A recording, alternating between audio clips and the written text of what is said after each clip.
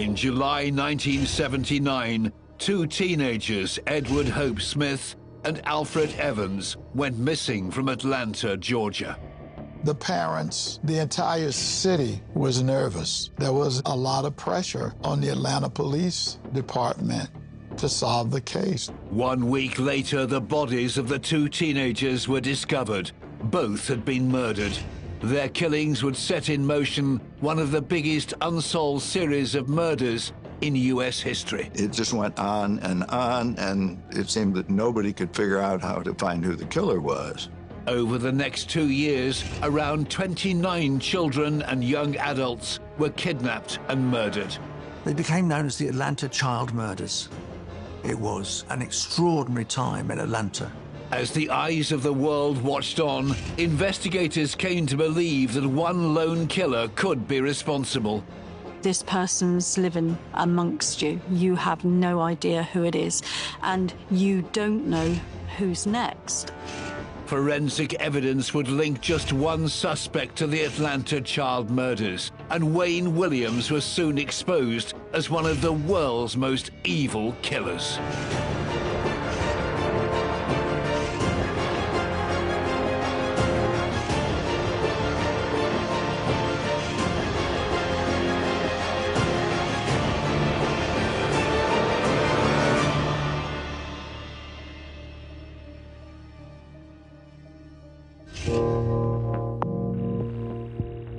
The Atlanta child murders were a dark time in the state of Georgia.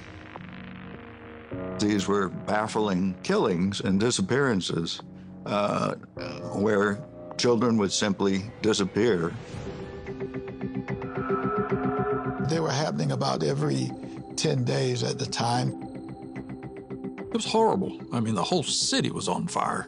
On the 22nd of May 1981, as an expensive and resource-heavy police operation was drawing to a close with no results, a vehicle caught the attention of officers. They pulled it over and identified the driver. One of the first things he said is, "I'll bet this is about those boys."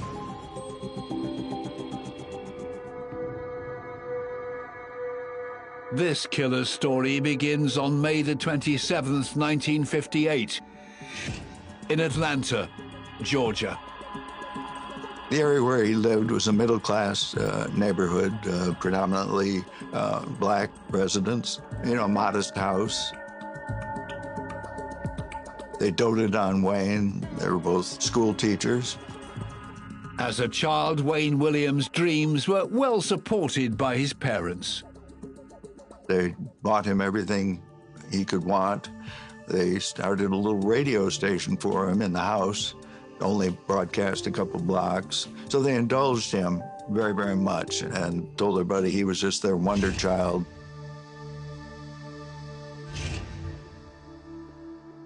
His parents tried to support financially his economic activities. And so he led him to almost bankruptcy, trying to help him do some of the things that he wanted to do. Throughout his teenage years, Williams tried out many hobbies, such as photography, but nothing seemed to take off for him. I think probably he was a good communicator, he was a good manipulator, and he loved being in the spotlight.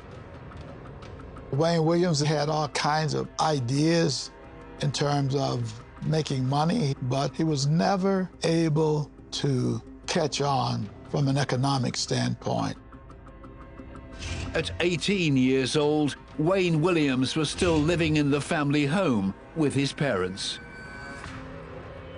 He'd never lived anywhere else, and it was just a little peculiar. His characteristics tended to make him sort of a loner. He was interested in police activities. He knew the police. He hung around the police station. He was kind of an ambulance chaser of sorts. He was an ambulance chaser. It's slang for a person that will hear of an emergency call on the scanner, and then they will chase that call in hopes of either getting photographs, recordings, or something they can sell to the media. This interest in the law began to escalate, with Williams investing in equipment of his own. He gets a car, it's got the lights on it, he's got a badge. He wants people to think he's a police officer. Why would you want to be a police officer if you weren't? It's for the power. Inevitably, in May 1976, 18-year-old Williams was arrested in Atlanta for impersonating a police officer and for unauthorized use of a vehicle. He was not, however, convicted for the offence. Well, there are no charges are brought. He's just given a warning. I think he convinced himself somehow that he was more important than he really was, and that fed to the narcissism that was part of his character. Wayne Williams then attempted to launch a career for himself in the music industry. He had apparently a musical group that he was promoting, and he was distributing flyers out to different neighborhoods. He had boys in the house looking for interviews about, these musical groups and stuff that he was wanting to promote. He would tell these young black boys, I'm a talent producer. I'm looking for the next Michael Jackson. If you could sing, if you could dance, if you have any talent, get in contact with me. And who didn't want to be Michael Jackson back then? It was 1979 by this point, and Atlanta's first African-American mayor, Maynard Jackson, was a year into his second term. Work was underway to improve race relations around the city. Atlanta was a city in transition, so a dynamic city, full of life, full of energy. They call it the biggest little city in the South. Fantastic place to live. Back in 1979, it was the norm for children to be playing on the streets. The kids would come away from their streets and go to local parks, gather together in big groups. That was normal. But in July of 1979, the innocence of the city would be shattered. 2 teenage boys went missing just 5 days apart. 14-year-old Edward Hope Smith and 13-year-old Alfred Evans. The community could never have expected that this would be the start of one of the darkest times in Atlanta's history.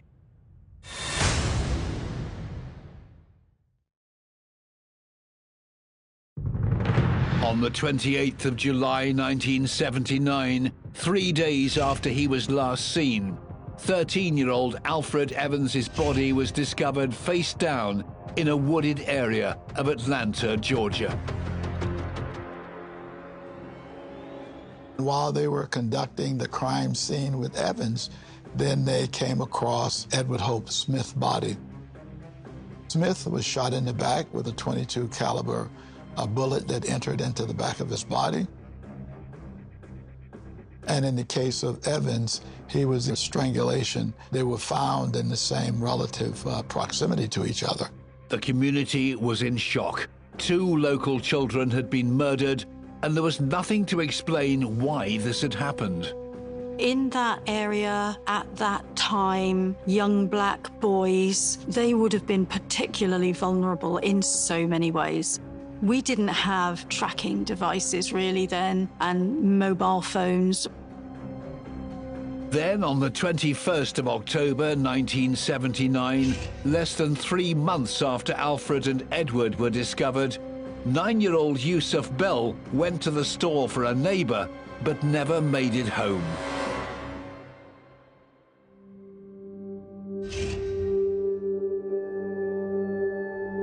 Yusuf had been strangled to death. His body was discovered on the 8th of November in an abandoned school. And it slowly evolved where every few months or so, another child would go missing.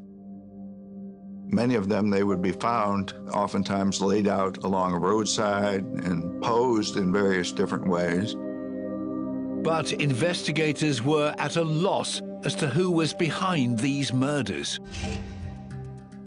Something like this creates incredible fear because you know this person's living amongst you. You just can't see them. You have no idea who it is, and you don't know who's next. Anybody's son is a potential target. Locals began to take extreme measures to protect their children. The residents would walk around at night and they all had bats. They called it the Bat Patrol. And if they caught anybody in the neighborhood that they didn't think belonged there, then there was a real high probability they were going to get swatted with bats.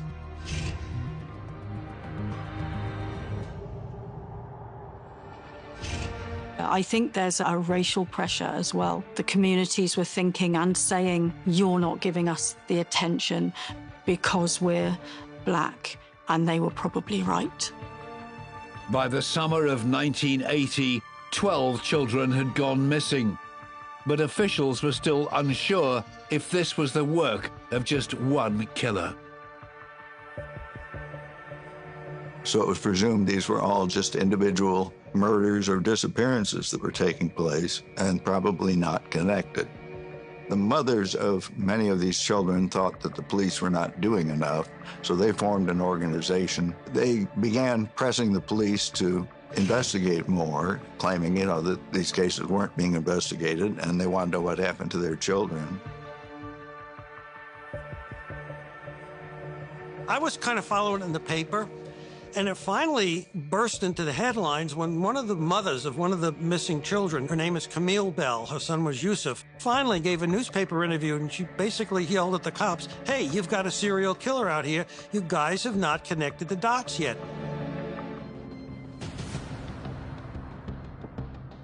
They thought it might be a white person because the history of serial killings were such that they were not looking at an African American. As more children were killed, the murders in Atlanta gripped the entire nation. It became a big national story here in the United States. It just went on, and it seemed that nobody could figure out how to find who the killer was. On the 21st of August 1980, just over 1 year after the first two children were killed, the body of 13-year-old Clifford Jones was discovered. He'd been visiting his grandmother in Atlanta. My first involvement was when Clifford Jones was murdered. He was laid out on his back with his arm out to the side. He had fibers on him. Some of the key fibers, at the time we didn't know where they came from. I was a forensic scientist working for the Georgia Bureau of Investigation, and I'd look at bits of hairs and fibers and small things under a microscope to try to connect victims to suspects. I was called to a crime scene to assist the city of Atlanta. I did collections from Clifford Jones's body that night. We started pulling microscopic fibers from the bodies. We found a lot of dog hair on the victim. Certain particular fibers started linking cases together, for example, and there were violet acetate fibers and dog hair that became kind of primary linkages that I started finding on bodies similar to one another. By November of 1980, the situation in Atlanta was so serious that help was sought from the president. When the mayor of Atlanta loudly proclaimed to the White House, I have 14 black missing and murdered children, send every living FBI agent that you have to Atlanta to solve this case. John Glover was the special agent in charge of the Atlanta division of the FBI.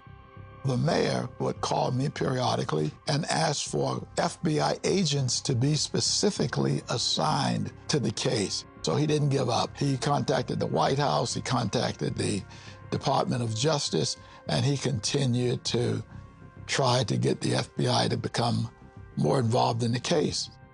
On the 6th of November 1980, U.S. Attorney General Benjamin Civiletti authorized the FBI to participate in the investigation. The FBI got involved. That's where I came in. Every time that a body was found, then we responded to the crime scene and started then from fresh.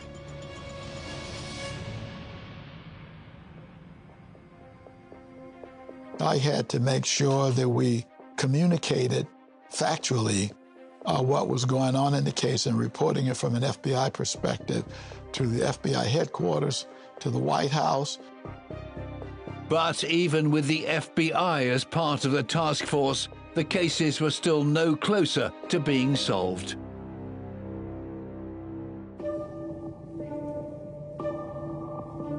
I was an FBI agent in the Atlanta field office of the FBI, and I worked all the major cases in Atlanta. We had 30 agents assigned to the task force, and we had looked at all the cases, and we really came up with nothing. The impact on the Atlanta community was dramatic, and there was no progress. No one could find anybody who might have been guilty. Police in Atlanta had originally believed the killer was white, but FBI profilers thought it would be too difficult for a white person to be responsible. One of our profilers used the phrase, "Whoever is committing these crimes is invisible in the black community." Who is invisible in the black community but another black person? In this case, a male. The FBI did a profile of what they thought the killer would be. They found him to be a person who couldn't hold a regular job, was probably self-employed, probably was a police buff, might have even used a police vehicle. He was somewhat of a disappointment and a failure in so many things that he did. He was trying to make up for that and be something and be known. On the 9th of January 1981, two bodies were found in the same area: 11-year-old Christopher Richardson and 10-year-old Earl Terrell. Well, I got out there and it was surreal. There were helicopters circling overhead, all the news helicopters. There were police, news media all over the area. As the number of victims grew, so had the interest in the case from the press. By this time, Wayne Williams was 22 years old. Along with seeing himself as a promoter for music groups, he'd also continued with his childhood hobby of photography. At the time that the cases were going along, Wayne Williams was a freelance photographer. Williams was now attempting to make a living from his hobby. And he would show up at scenes of homicides and fires and so forth and take film and then try and sell it to the stations. On the 23rd of January 1981, Williams was seen by two police officers at the site where 15-year-old Terry Pugh's body had been discovered. He presented some identification and asked if he could take some pictures. Detectives were still struggling to find a suspect for the Atlanta child murders. This case at its apex was considered to be the most serious crime case in America. As the crimes continued, the parents became more and more vocal. They started to demonstrate in front of the city hall.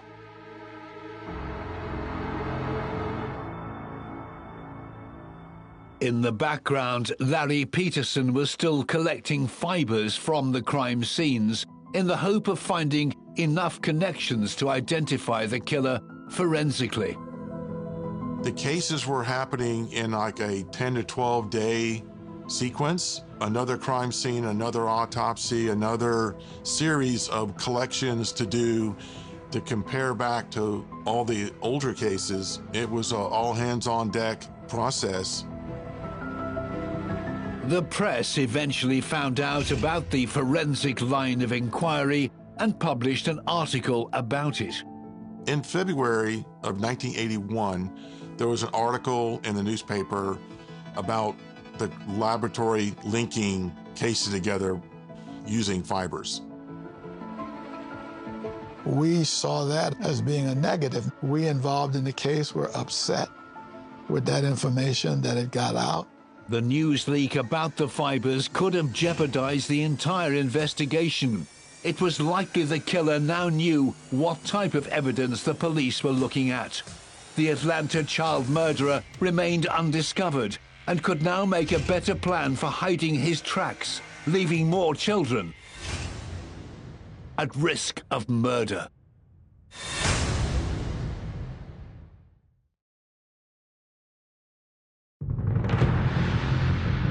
By the spring of 1981, 29 children had been found murdered in Atlanta, Georgia, leaving devastated families behind. The authorities were under immense pressure to catch the person responsible, and the community were regularly coming together to search for the killer themselves. Saturday morning in Atlanta, and for the 22nd consecutive week, volunteers set out from West Hunter Street Baptist Church to search for clues to the city's murdered and missing children. But due to the press leak about the discovery of fiber evidence, the police suspected the killer was now forensically aware and had changed how they were disposing of their victims' bodies. So it seemed that the killer was aware that evidence was being found and then took the step of dumping bodies and removing clothing to remove the ability to find that evidence. Many of the bodies started showing up in the South River, young boys being found only in their underwear, shorts, all their clothing having been removed, usually dead of asphyxia.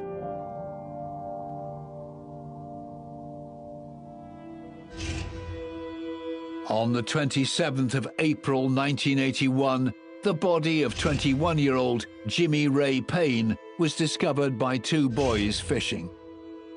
The earlier murders had mainly been children, but this adult killing had many of the same characteristics. Jimmy's body had been disposed of in a river. He had been asphyxiated, but it wasn't entirely clear how. There were no stab wounds, there were no bullet wounds. Get down there, and the belief was that the body had been thrown off of one of the bridges. The bodies were showing up in both the South River and the Chattahoochee River. Mike McComas came up with an idea. We kind of put together this plan and presented it to Jim Procopio and some of the other guys, and just said, hey, we need to set up surveillance on these two rivers.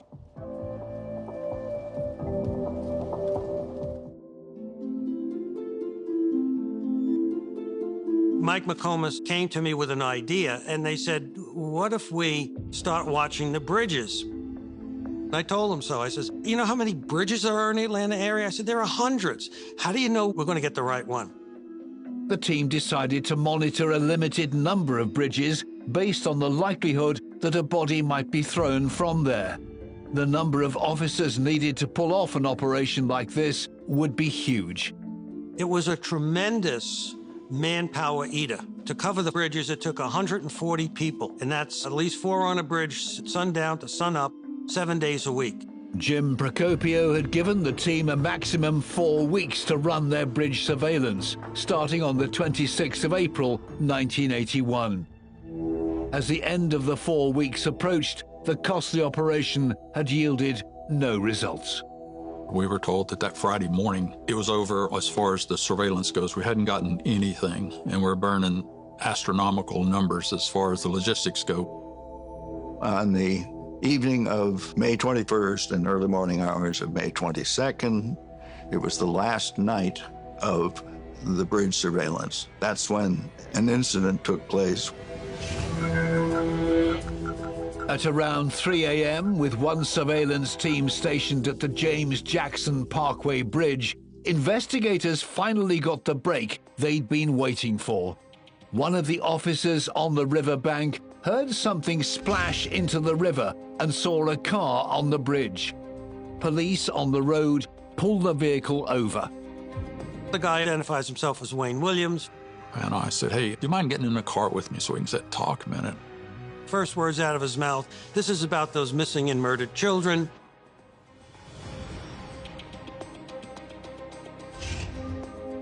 Mike McComas asked Wayne Williams what he was doing driving over the bridge in the middle of the night. Williams claimed he had an appointment at 9 a.m. the next morning and was out looking for the address, so he'd be able to drive straight there without being late. I'm not the smartest guy in the world or the sharpest knife in the drawer, but it's not making any sense. And he agreed to let him look in their car, front seat, pair of suede gloves, and this was in early summer, and it was very hot. You wouldn't be wearing gloves. There was a 24-inch long piece of ski rope, which would be something that one might use as a ligature. None of this was seized because at that time, nobody knew if there was a body because all they'd heard was a splash. They didn't really have enough evidence to detain him, so they let him go. At 6 a.m. that morning, the final shift of the bridge surveillance ended as planned. If Wayne Williams had been at the bridge just one day later, he would not have come into contact with the police. On the 24th of May 1981, 2 days after investigators had heard the splash in the river, another body was found, a mile downstream from the James Jackson Parkway Bridge. The body of Nathaniel Cater washed up on the shore on the Fulton County side of the Chattahoochee River, almost exactly the same place where another young man had been found 30 days earlier, Jimmy Ray Payne. Nathaniel Cater was 28 years old. The medical examination revealed the cause of death to be asphyxia, but the search for evidence of Nathaniel's killer was painstaking. You have to look for fibers, however difficult it is, you have to look for where the evidence can be located. And on the silt from the clay in the river had kind of entombed some of the fibers next to the scalp. We could find hairs and fibers below the hair. The task force now had a body loosely linked to the bridge incident involving Wayne Williams, but there was still not enough evidence against him to make an arrest. We were concerned because children and young adults were being killed every 10 days. So we put him on 24-hour, 7-day-a-week surveillance to make sure that while the investigation continued, he couldn't commit any additional crimes. Investigators spoke to the 23-year-old's neighbors, who gave an account of seeing Wayne Williams at home shortly after he'd been stopped on the bridge.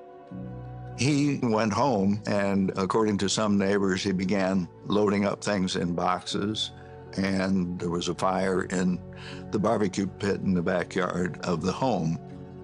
And then the neighbor saw him carrying plastic trash bags to the family station wagon and leaving for what they assumed to be the dump. The murders had been taking place for 2 years by this point, with investigators struggling to find the killer. And their prime suspect may have just destroyed the evidence needed to prove it was him. Although he wasn't under arrest, in a surprising move, Wayne Williams agreed to take a polygraph test. At the time, I was the chief polygraph examiner for the Atlanta office of the FBI. So I talked to Wayne Williams for quite some time. The results were a shock to the chief polygraph examiner. Looked at him and I says, testing shows that you're actually the one that killed Nathaniel Cater, the last boy that was missing. He didn't move, he was real calm. Williams looked at Richard Ratcliffe and simply said, "I don't believe in polygraph."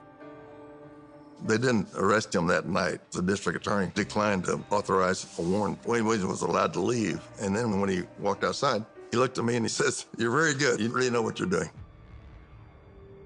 On the 4th of June 1981, Wayne Williams made another surprising decision by inviting the media into his home. He gives an impromptu press conference and says, "I'm innocent, and what's more, I'm taken 3 lie detector tests. I have got nothing to do with all these murders." But I think it's really interesting that for serial killers, there is this need to be recognized for how clever they are, or how special they are, or how frightening they are. And Wayne Williams was this type of person who adored being looked at, of having an audience. That's his whole history, isn't it? There was a lot of pressure on everybody to solve this case. We knew we had our guy. The DA was reluctant. The governor was also under a lot of pressure, so he had a conversation with the DA. It was agreed there was enough circumstantial evidence to arrest Wayne Williams in relation to the last two murders, Jimmy Ray Payne and Nathaniel Cater. On the 21st of June 1981, officers arrived at Williams' home.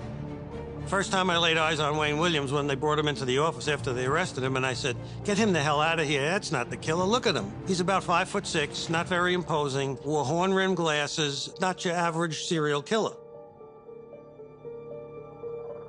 Williams didn't fit a lot of people's vision of who the killer could have been. He was black, he was young, he had no record. He was, as far as anyone knows, extremely bright. After he was developed as a suspect, ultimately his home and car were searched, and then that began the process of the collecting of fiber and hair evidence. 3 common fibers found at crime scenes were hairs from a dog, violet acetate material, and a unique green carpet fiber. Investigators attempted to track down the carpet manufacturer. My partner and I, we went from one rental space to another. We did all the carpet fibers in the state of Georgia. The carpet was eventually located. It had a fiber structure in a color called English olive.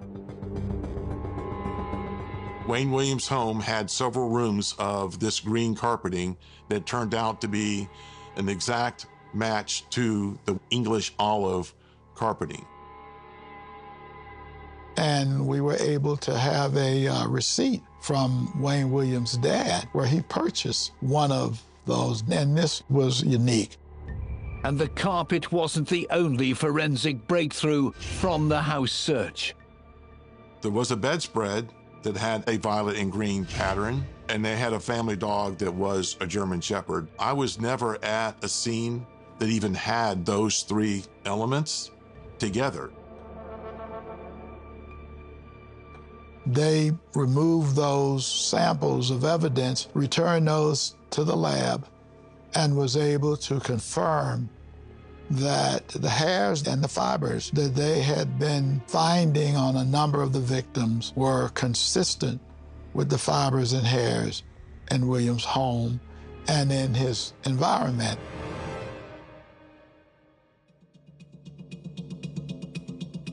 The eureka moment was clearly at the point where I put the green carpet fiber from the Williams home under the microscope, because I knew what I was looking for, and it was exactly a match. Just to look at it and see it was just an amazing eureka moment. And then when I put the violet part from the bedspread, and it was a violet acetate, just like the acetate fibers linking so many cases, and then the dog hairs look like the dog hair again. This combination seemed overly strong to just be a random accident that could happen. Further evidence came from examining the family vehicles. As Wayne Williams would get a vehicle, fibers from that vehicle would begin showing up on victims, as well as the fibers from the house. Eventually, the FBI and the Atlanta police accumulate sufficient forensic evidence, mostly fiber, to charge Williams with 2 of the murders, Jimmy Ray Payne and Nathaniel Cater. On the 17th of July 1981, Wayne Williams was indicted for the murders of Jimmy and Nathaniel. Joseph Trelay was the assistant district attorney at the time. So we knew we were preparing a case where we were going to have to prove that Wayne Williams was not just the killer of Jimmy Ray Payne and Nathaniel Cater, but was probably the serial killer that had been terrorizing Atlanta for the previous 2 years. 29 children had been killed over the previous 2 years, but detectives were certain the Atlanta child murderer was now in custody. Investigators needed proof they had the person responsible, or the real killer could strike again.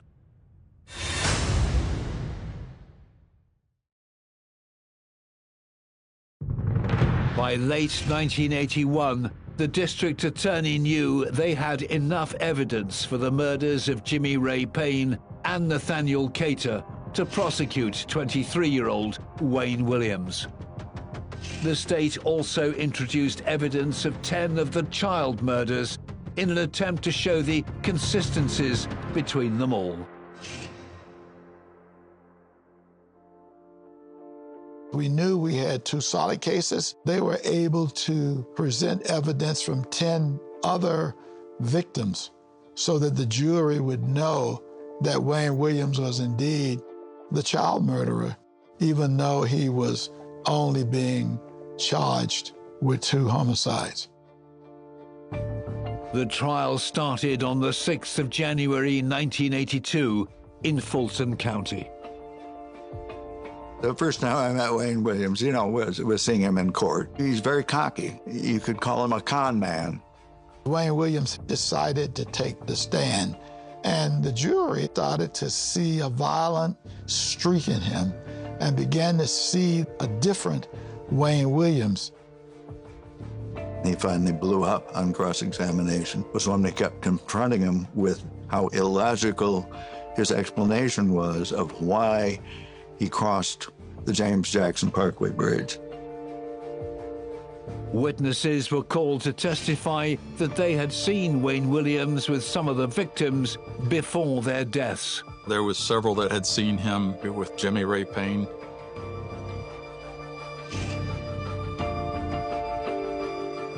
Two other witnesses had seen Williams with Nathaniel Cater. One witness, who may have been the last person to see Cater alive, testified that they saw Williams and Cater leaving a theater together, holding hands. It's those little things. You just keep throwing so many sticks on the fire and the fire gets bigger. Another witness had seen Williams with 15-year-old Terry Pugh. It was at Terry's deposition site where Williams had turned up offering to shoot crime scene photos for the police. Other witnesses testified to seeing him with 14-year-old Luby Jeter, 18-year-old Larry Rogers, 15-year-old Joseph Bell, and 16-year-old William Barrett. And he had flyers, which he'd created, specifically targeting young black boys, which was how he was managed to convince them, let's go down to the studio and we'll, talk about it and maybe we'll make a demo.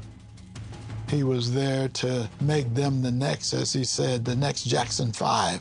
A lot of these young boys are looking for a way to get out of a socioeconomic place in which they find themselves. It's enticing them with illusions of grandeur in the future, That kind of answered our question as to how he was getting them in the car.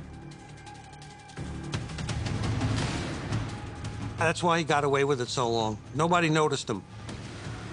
Wayne Williams had also been seen with scratches on his arms, consistent with those caused by victims when they're being strangled. Wayne Williams had such scratches, and there were 5 witnesses who testified about the scratch marks. In court, fiber evidence was presented to the jury. In many of the cases where the evidence was introduced in the trial, fibers consistent with Williams' environment were found on the victims' bodies. At least 9 of them had dog hairs consistent with those of the Williams family dog. There were too many similarities, not only by race and sex, age, placement in a river, but similar fibers linking together. So there was, I think, an overwhelming amount to show that those cases seemed to be linked to one another. There's tons of evidence that pointed to Wayne Williams and nothing that identified anybody other than Wayne Williams. One of the most important witnesses in the prosecution case was a close friend of Wayne Williams who gave a damning statement in court. And she, on the side, was running a talent business. She became friends with Wayne, and she was one of 5 or 6 witnesses we had who said the same things, that Wayne blamed his own failures on poor black children who brought down the black race, he thought. And that's who he was going out and picking up off the street. The evidence against Williams was so strong, even his friends couldn't escape the fact that he was a killer. During cross-examination, the witness was asked a very poignant question. Do you think Wayne Williams murdered anyone? And she sat there and couldn't answer. And tears began rolling down her face. And as she did, the jury, you could see the jury leaning forward, wanting to know, what is the answer here? And she said, yes, he did. And it was the most dramatic moment I'd ever seen in a courtroom. And right after that, we rested her case because she had just been a powerful witness.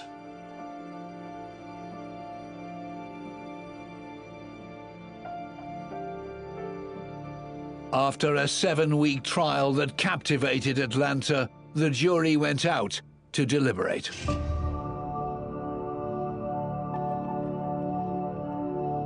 During that time, of course, we were just pacing and wondering, did the jury understand the fiber evidence? Did they understand the significance of these things?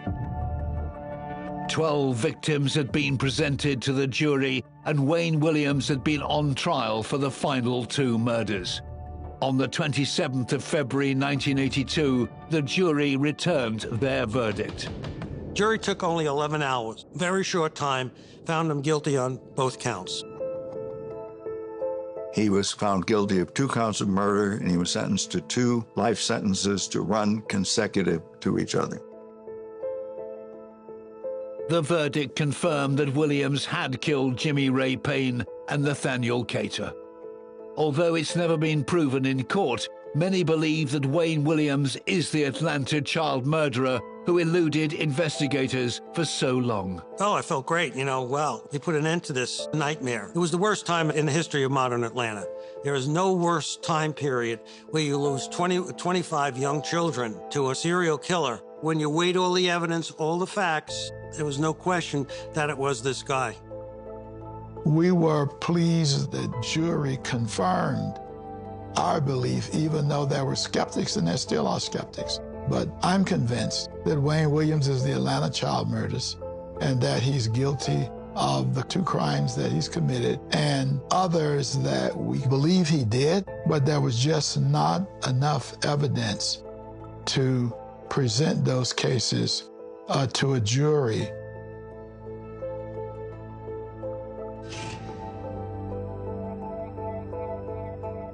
Wayne Williams was sent to prison to serve out his sentences for the 2 murders that he was tried for. Although Williams was not taken to court for the murders of any children, he remains the prime and only suspect in many of the cases. I can't imagine any worse time. The kids were literally disappearing off the streets and turning up dead. If that doesn't put him at the top of the world-class killers, nothing does. You've got Jack the Ripper. You've got Ted Bundy. You've got John Wayne Gacy. I would add Wayne Williams to that list. I would put him in the top 15 world's most heinous serial murderers. Over the course of 2 years, some of the most vulnerable members of society in Atlanta were lured to their death with promises of success that never materialized. They wanted to better their lives, but ended up being murdered, heavily linked to the infamous child deaths and guilty of the murder of 2 young men. Wayne Williams will forever be remembered as one of the world's most evil killers.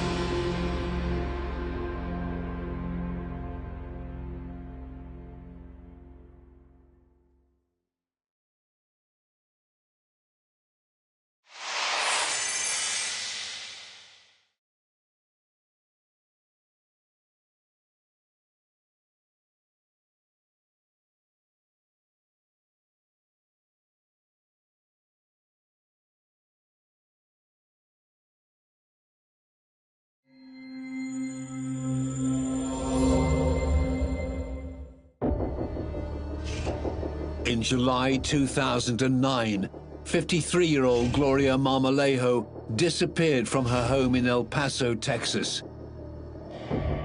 Just 6 days later, her body was found in the desert of New Mexico. People, they were interested, they were invested in what happened. How did she end up there? Who killed her? Who did this? It was a huge story at the time. Gloria had arrived in El Paso to confront her son, 29-year-old David Marmolejo, about his ongoing inappropriate relationship with his stepsister. We knew it was her boyfriend. They were always together. If Mariah was there, David was there. And it was just weird. Apparently the mom had been trying to keep them apart, and he didn't like that. Who was the last person to see the victim? Well, of course, the last person to see the victim was David. Marmolejo told detectives he'd left Gloria at the family home and not seen her since. But in reality, he'd strangled his own mother to death. David Marmolejo killed his own mother, and he disposed of her body as if she was nothing. And I think that tells us an awful lot about him. David Marmolejo had been unmasked as one of the world's most evil killers.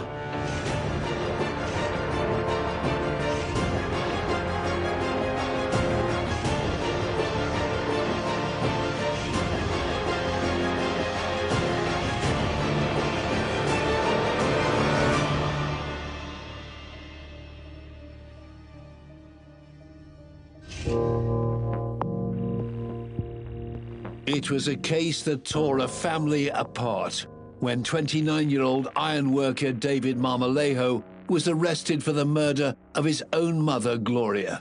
The city of El Paso was in shock. Family is central to a lot of El Pasoans' lives because of the Hispanic culture. The family is built around the mother. And for this woman to have gone missing and then be found dead in the desert, it's very shocking. The road to justice would not be smooth, and Marmolejo came very close to getting away with murder. He was a truly wicked man who showed not 1 ounce of remorse for taking his mother's life. This killer's story begins in 1979 in El Paso, Texas. David Marmolejo was born in November 1979. He had an elder brother called Manny, but there wasn't much of a father figure in evidence in the house. Marmolejo's father, he was out of the picture really by the time David was about 6 years old. Marmolejo's father started a job that required a lot of traveling, and he soon lost contact with his sons. Gloria was left to bring up the 2 boys on her own, and she did so with the help of her family. She was an extremely determined, dependable woman.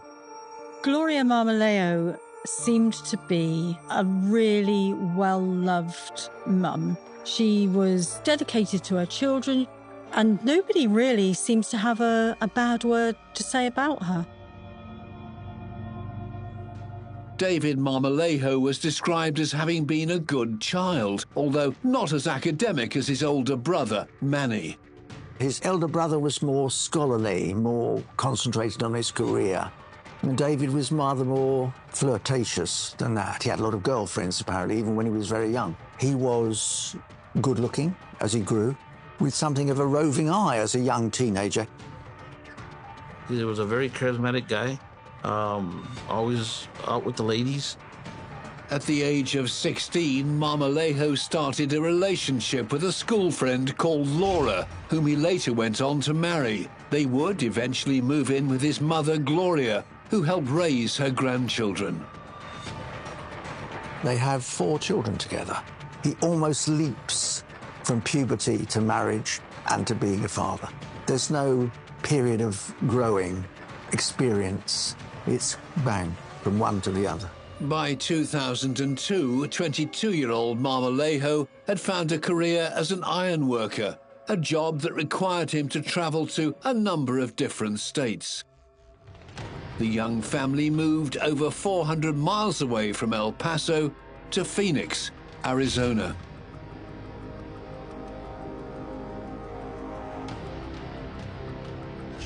David's lifestyle was unique.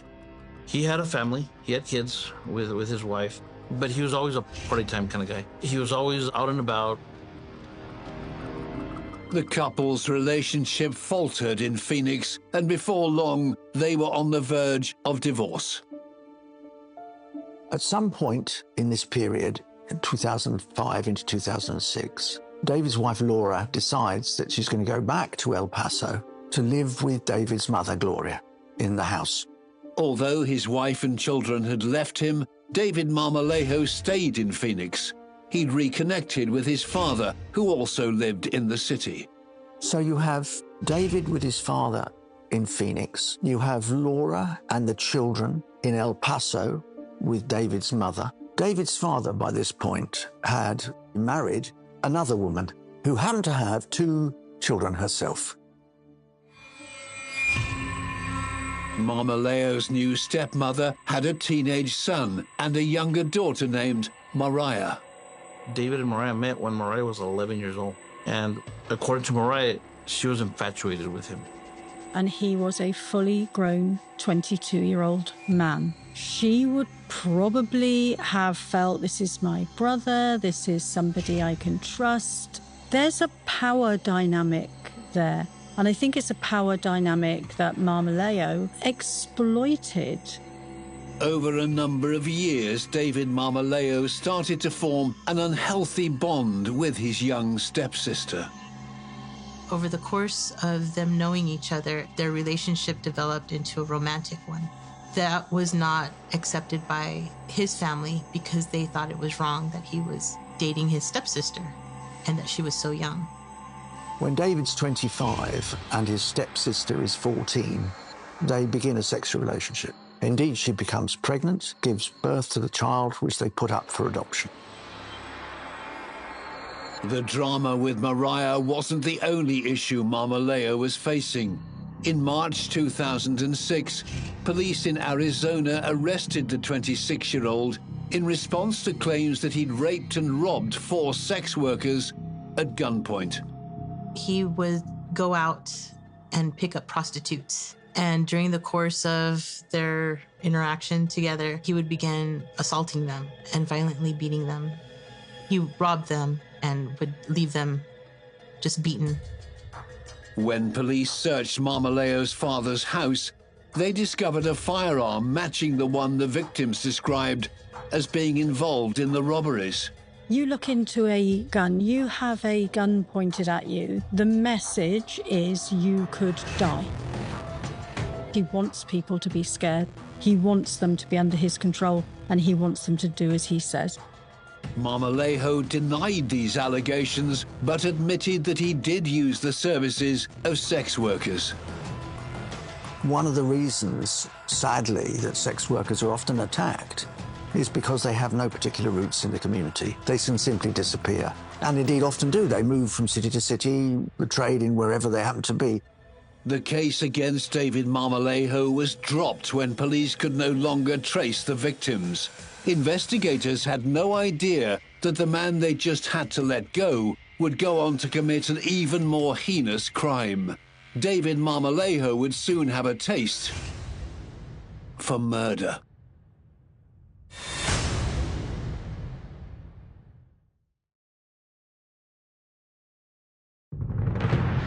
By late 2006, 27-year-old David Marmolejo had avoided charges against him in relation to the rape and robbery of 4 sex workers. He was free to carry on with his life.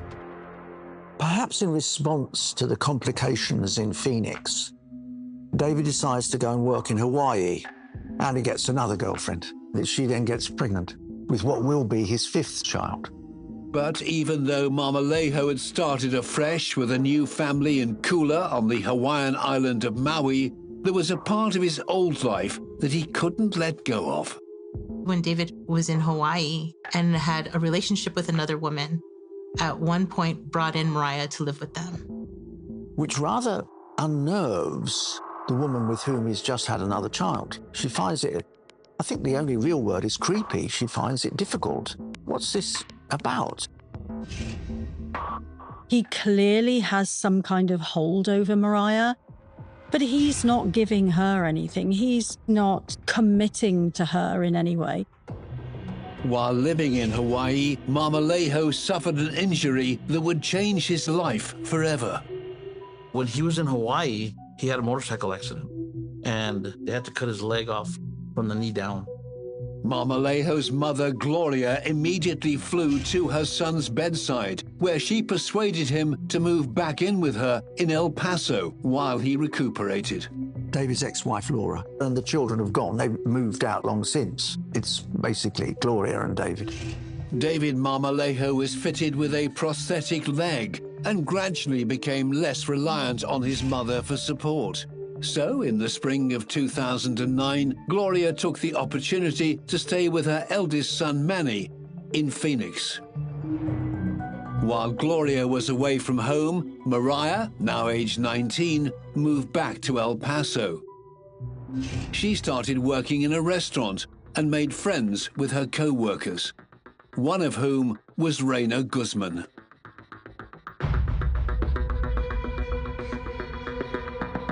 She worked at Hooters with me. She was like 19 at the time, very young girl. I remember she had very kid-like attributes.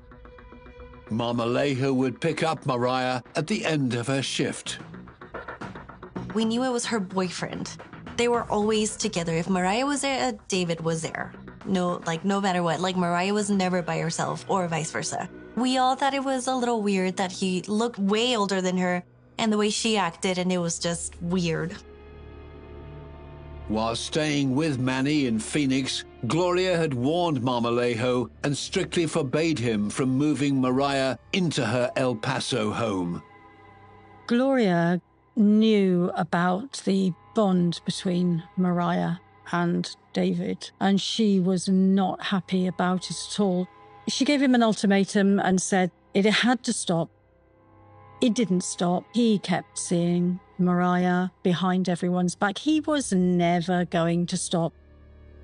Despite Gloria's warning, Mariah was spending a lot of time at the house, and Marmolejo had also taken in a lodger. So I needed a place to stay. Mariah had mentioned that David at his house had an extra room for rent, and I moved in there.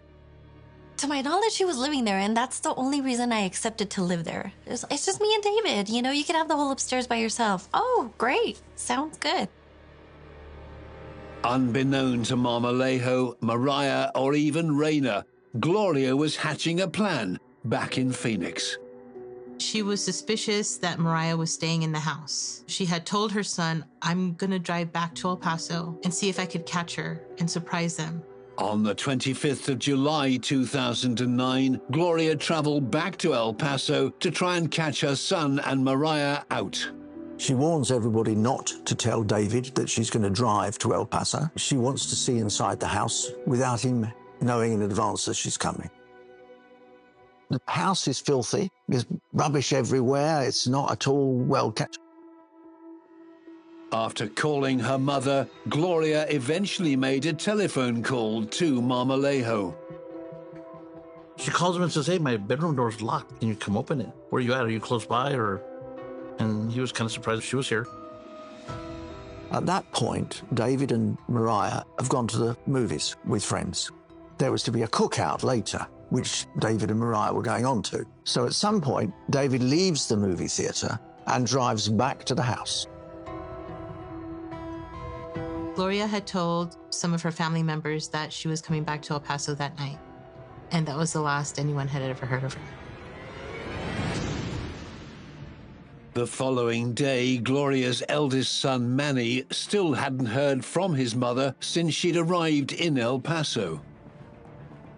Family starts to get suspicious, thinking, well, where's she at? So Manny calls and talks to David. Hey, David, where's Mom? He goes, I don't know. I saw her last night, and I haven't seen her since. I came home last night, and she's not here. He claimed that he was at a movie with some friends. So he came home, unlocked the door, said hi to his mother, helped her unload a couple of things, and he claimed that he said hi, and he left. Just days before her birthday, 53-year-old Gloria Marmolejo had vanished into thin air. Her son, David, had been the last person to see her. He called me and I was at the mall and he said, hey, have you seen my mom around the house? She's in town, but I haven't seen her all day. No, I haven't even been home. okay, well, if you see my mom, just let her know I've been looking for her. And I was like, okay, sounds good. I had no idea that was Gloria's house.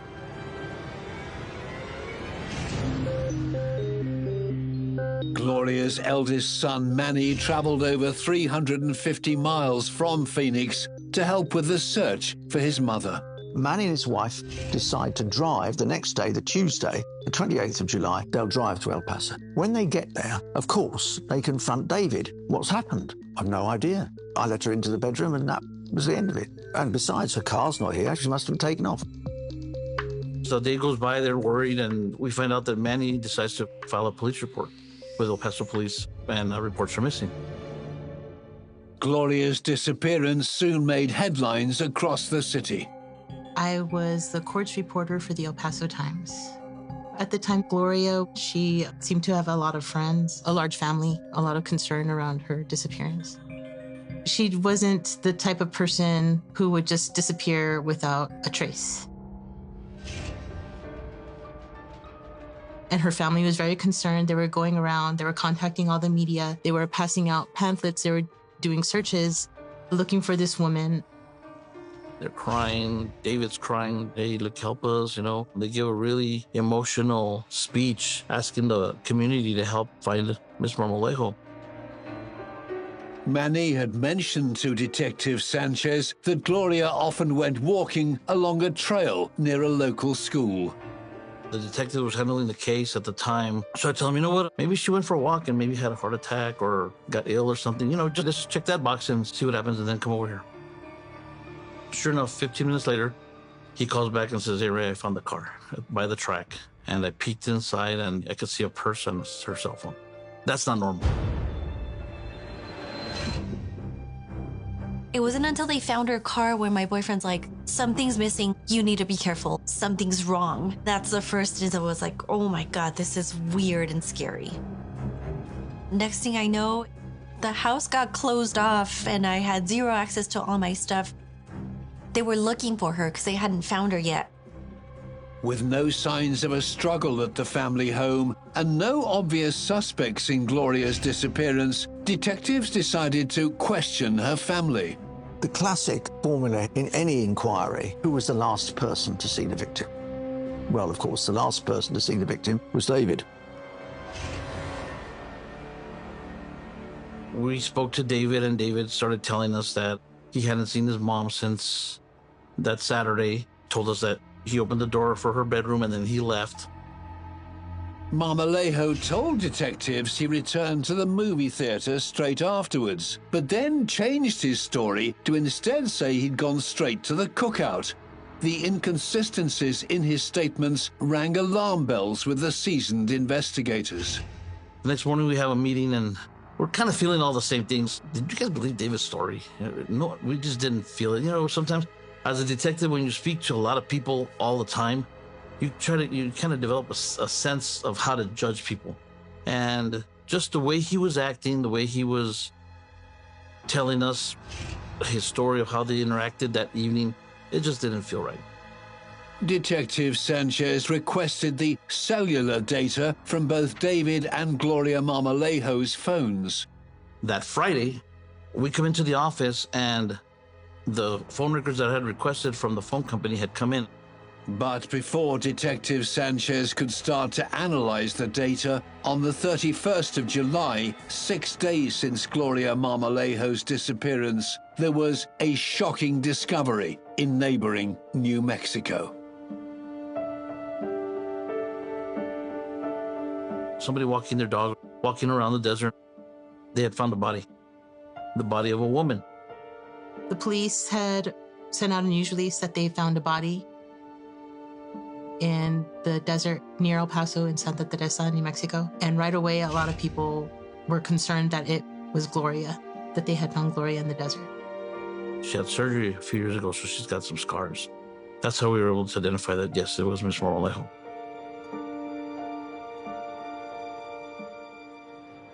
The medical examiner reported that Gloria's death had been caused by strangulation with a ligature. They found strangulation marks. And that's kind of when it set in that this was real. I don't think there's words to describe like how scared I was. I was really scared. People they were invested in what happened. How did she end up there? Who killed her? Who did this? It was a huge story at the time. On the same day as Gloria's body was found in New Mexico, El Paso detectives began analyzing David Marmolejo's phone records. I noticed that Ms. Marmolejo arrived on Saturday afternoon, around 5-ish. Nobody hears from her after that. That same day that she arrived, David had a lot of other calls throughout the day. For some reason known only to David, he decides to telephone his old girlfriend in Hawaii at 1:37 in the morning. I'm mapping those calls, and I realized I don't have a tower for that call. So I made contact with the cell phone company that they belong to, and the analyst tells me, well, you're looking at a call that's not in your state. She says, well, that tower is in Anthony, New Mexico, which is on the west side of El Paso, where they found the body. It's very close to that area. It was a huge breakthrough in the case. The phone records suggested that David Marmolejo was lying to detectives. Investigators knew they needed more evidence against Marmolejo, so on the 1st of August, they brought Mariah back in for questioning. We interviewed Mariah several times, and she would just not provide any information. We knew in her answers that she was covering up for David. The police arrest Mariah on the 1st of August, and they charge her with giving false evidence. Mariah continued to be interviewed, and little by little, the more we interviewed her, the more she gave, but she would not come clean. Detectives were certain Mariah knew more than she was letting on, but they needed to be patient. On the 8th of August 2009, the Marmolejo family laid Gloria to rest. Her son David put on a dramatic display as the family said their goodbyes. At his mother's funeral, he released a series of doves to prove how heartbroken he was. He was continually pleading, please tell me what's happened to my mother. The reporter who had the most contact with the family immediately said she was suspicious of David just because of the way he acted when she interviewed him. He was kind of distraught in a different way. We got photos of him crying, but she said it was different. I mean, if my mom's missing, I'm going to be worried. You're going to see the worried look in my face as anybody else. And he was just normal. To us, it seemed weird. That's when he became our main suspect. The search for Gloria Marmolejo was over, but the outcome was not what her devastated family had hoped for. The missing persons inquiry had now turned into a murder investigation. The police had a very short list of suspects, and one person who was rising to the top of it was Gloria's own son, David Marmolejo.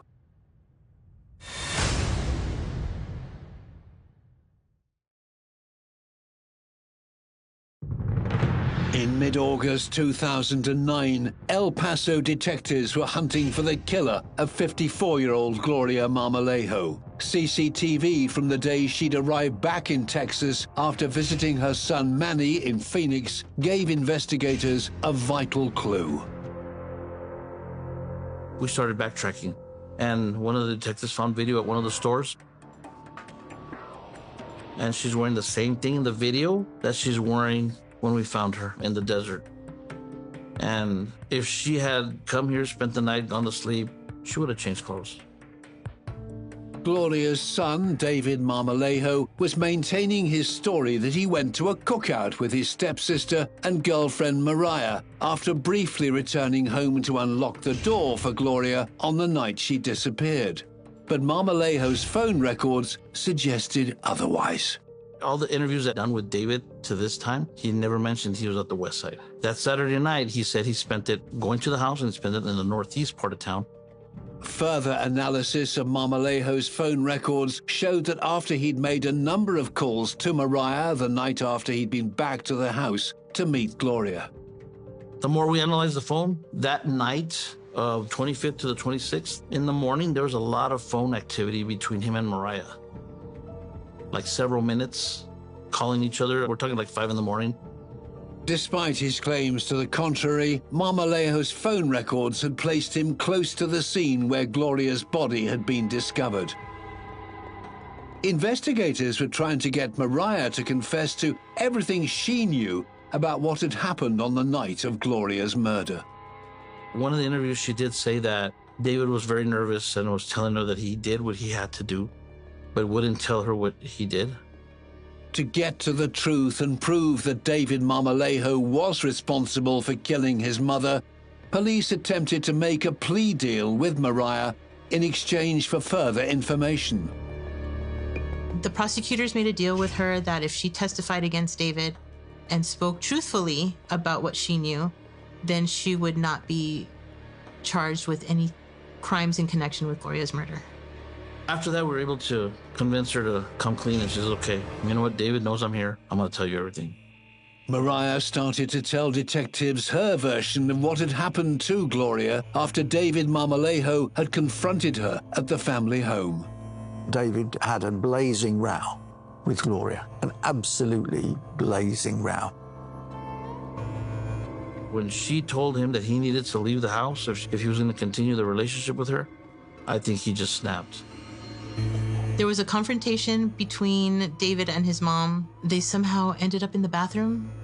David lost his temper. He punches his mother in the head. She falls, hits her head, but then it becomes truly horrifying.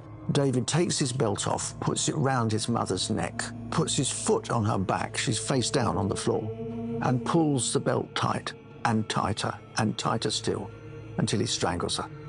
This is cold-blooded murder.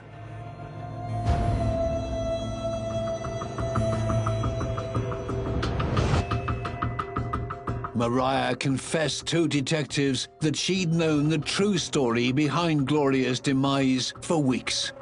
After the cookout on the evening of the 25th of July 2009, David tells Mariah what he's done. And indeed, they go back to the house, to Gloria's house in El Paso. At first, Mariah doesn't really believe him. She thinks it's a joke. He says, well, go and look in the bathroom. And there, on the floor, is Gloria, strangled, dead. Mariah then told the investigators how she helped Marmolejo clear up the crime scene and remembered that she'd somehow injured herself in the process. Mariah did say that she bled somehow and that David was cleaning the blood that fell on the carpet at the entrance of the bathroom. So we went back to the house and did a search of the house. Sure enough, that we didn't find any blood visible to the naked eye. But when we pulled back the carpet at the entrance of the bedroom, we found blood. So now Mariah's story started to come together. Mariah told detectives she was scared of Marmolejo and frightened of how he may retaliate if challenged. Mariah said that David had tried to strangle her in the past. Mariah did say that he was violent with her, as did his ex-wife and the girlfriend in Hawaii. That was one thing that was very consistent, is that he's violent with women. The woman who'd been so infatuated with David Marmolejo since she was 11 years old had finally broken rank. She basically followed him around like a puppy. I mean, she was so in love with him. She might have been even brainwashed by him. She just was that much in love with him that she would do anything for him. Mariah would have known of what he was capable of. And even if she hadn't fully realized what he was capable of, it was sitting there right in front of her. He'd just killed his mother. So I find it entirely plausible that she helped him out of fear. At around 1:30 in the morning of the 26th of July, the couple drove Gloria's body across the border into New Mexico. She said she helped remove the body, clean up after, and helped David put the body in the trunk of his car. She was with David when they were driving around looking for a place to leave Gloria's body. Mariah was to say later that he dragged her out of the car like a dummy. He pulled her out, legs dragging along the sand, as if she was irrelevant. The desert area, it's real loose dirt out there, and when they were driving away, he wanted to erase his tire tracks. So she drove the car slowly while he was sitting in the trunk. with a cardboard that he had taken with him. He planned this. That's how Mariah explained it to us. With Mariah's version of events backing up the phone records, the net was closing in on David Marmolejo. On the 4th of September, the 29-year-old voluntarily handed himself into the police. About a month after Gloria's body was found, David was arrested in connection with her death. I remember he'd been arrested. We weren't surprised. Nobody was surprised that he was arrested. Despite Mariah's claims of what had happened after Gloria had confronted her son, Marmolejo had a different version of events. We were just talking the whole time, just low. It's like, I just felt you know everything. I was kind of say, okay, I said, you ain't in the English, right? So I get back to this movie. Speak okay. Detectives questioned Marmolejo about his phone records, which placed him near the site of where his mother's body was found on the night of her murder. The girls invited us to a party. Where are you when this happened? I'm not okay, so no, fake still. Not according to these records.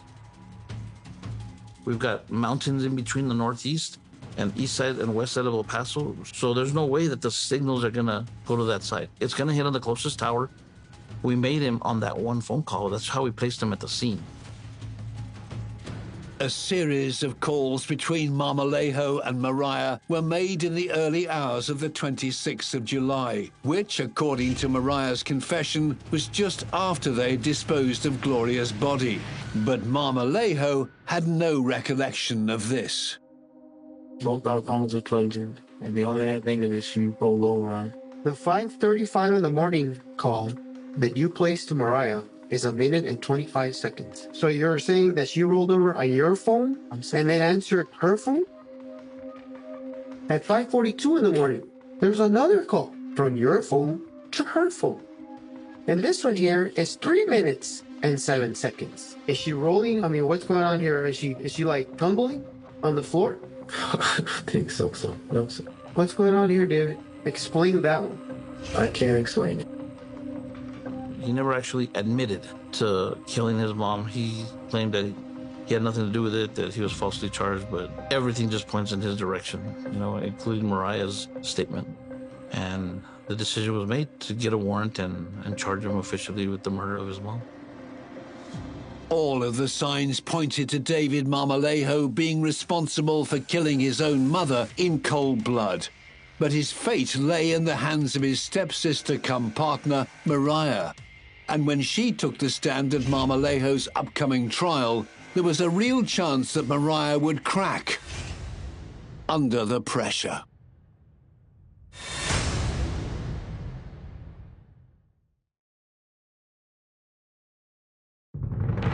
On Monday, the 4th of October 2010, David Marmolejo's trial for murdering his own mother, Gloria, began at the El Paso County Courthouse. The defense that David puts up is that it wasn't him, Mariah killed her. She was the one that killed Gloria and not me. I would call it despicable, to be honest. You're blaming a woman whom you've moved into your mother's house, you've clearly had a long sexual affair with, and you're now blaming her for killing your mother when you know you did it yourself. It's beyond horrible. This is a man who just simply uses women. He's not loyal to Mariah. I don't think he's capable of falling in love with a woman. I don't believe it. That's not how he sees women. Despite overwhelming evidence against Marmolejo, the trial was about to hit a major stumbling block when Mariah took the stand. I believe Mariah's testimony. I believe she was telling the truth. What it came down to was when it was the defense's turn to ask her questions, they knew how to provoke her, and she just became very, very defensive. On the surface, an open and shut case, except that the jury must have been at least partly convinced by the suggestion that Mariah had more to do with it than she was letting on. Under intense pressure, Mariah faltered, and her version of events appeared to contradict the phone record evidence. She goes, I don't know how we got there, but we were in the west side. She doesn't know the difference between West El Paso and New Mexico. All she knows is west side.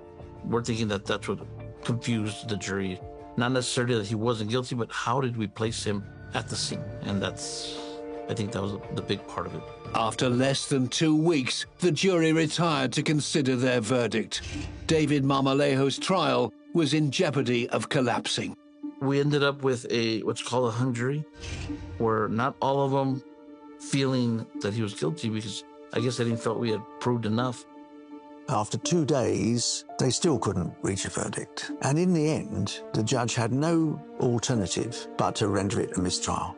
It was a huge blow to investigators. David Marmolejo had somehow got away with murder. You can't entirely blame the jury for their indecision because they've got a witness, Mariah, who has been given immunity in exchange for her evidence, and you've got the defendant who is pleading absolute innocence. It's got nothing to do with me.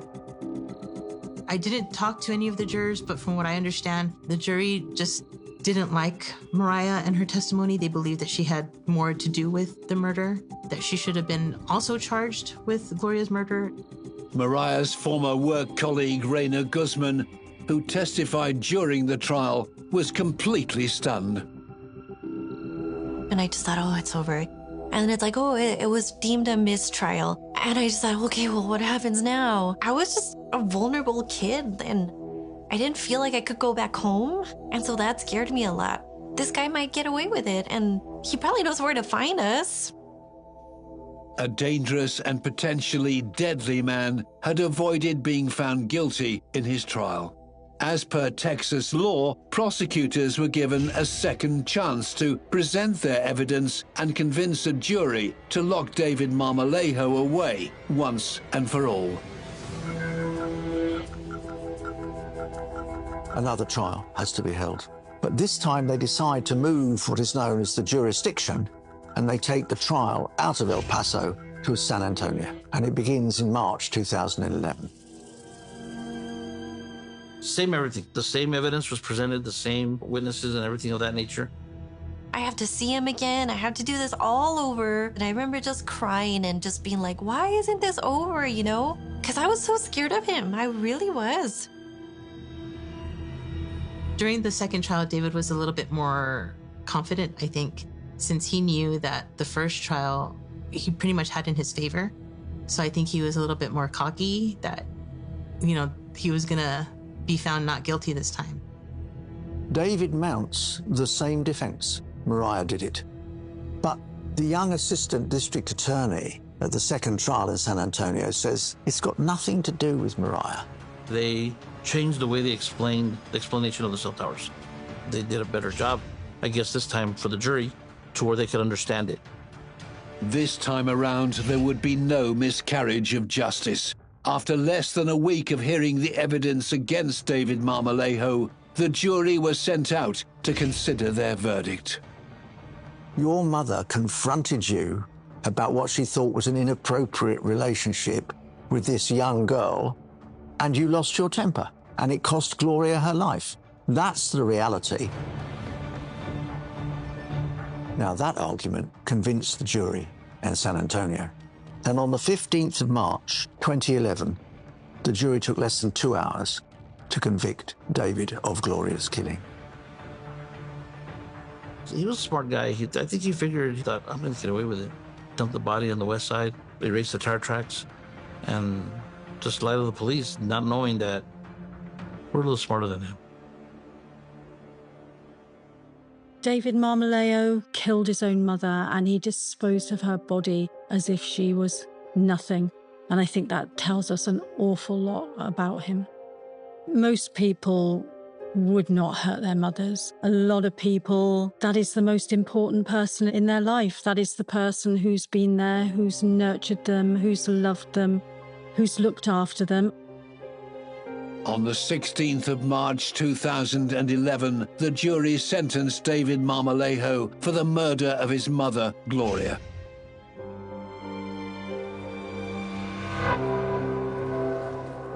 In Texas, the same jury that finds you guilty also assesses the sentence.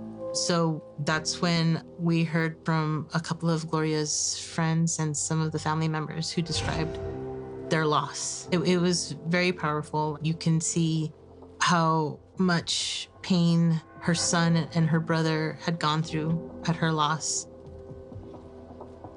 In an extraordinary piece of irony, David is given a sentence of 54 years, exactly the age of his mother when she died. I was relieved that, I guess that there was, some sort of justice done, even though it took so long. David Marmolejo was sent to prison to serve out his sentence for murder. And there was more justice waiting to be served to the killer. After we arrested him and he went to prison, authorities in Arizona came to look for him. They were able to actually charge him with, I want to say, almost 17 to 20 counts of assaults, sexual assaults of prostitutes. He's always been a bad guy, under the radar, I guess. In August 2017, he pleaded guilty to 3 charges of sexual assault and attempted sexual assault in Arizona. Whenever he was released here in Texas, he was just going to have to be transferred into Arizona to serve that sentence. Finally, David Marmolejo had been exposed as the violent killer that he truly was. I think David's just a manipulator. He definitely thinks that he's smarter than he really is. And he's just arrogant. And he thought he could get away with this, and he didn't. It's horrifying. He is a man who has lost any contact with conscience, of empathy, of concern, and indeed, you might say, of love. After all, that was his mother he's just killed. She was definitely the person everybody relied on. She was the trustworthy one. I think she was the one who held the family together. And after her death, the family just kind of crumbled in a way, I think. He was exploitative. He used people. He brutalized people. He didn't seem to have any remorse at all. And these weren't one-off events. This was what he was doing all throughout his life. He's an evil predator, especially of women. David Marmolejo was a violent man who had no respect for the women around him, not even his own mother. Marmolejo brutally attacked and killed Gloria before callously discarding her body. He then tried to pin the blame on his girlfriend and stepsister, Mariah. A selfish and dangerous manipulator, David Marmolejo will be remembered as one of the world's most evil killers.